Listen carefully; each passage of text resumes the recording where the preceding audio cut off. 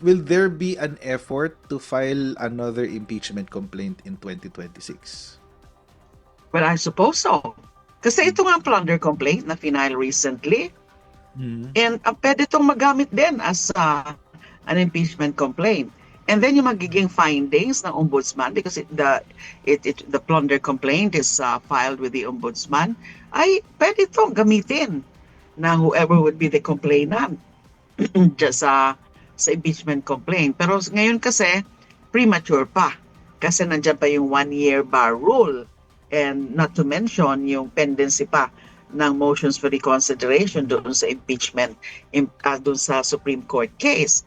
Pero I doubt kung may balak pa yung Supreme Court na i-resolve yung pending motions for reconsideration. There are a total of 4 motions for reconsideration pending with the Supreme Court. Yan, baka palampasin na lang yung 1-year period at sasabihin na lang na moot and academic na.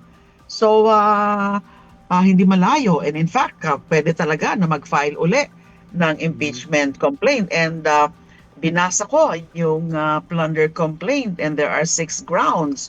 And the 5th and 6th grounds are betrayal of public trust and culpable violation of the Constitution. Right. And these are grounds for impeachment.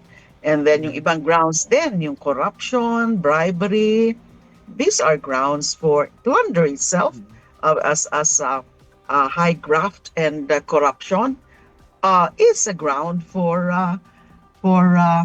impeachment. So sabi ko nga itong klaseng complaint na ito, this is both a criminal complaint as well as an impeachment complaint. But at this point, premature pa as an impeachment complaint.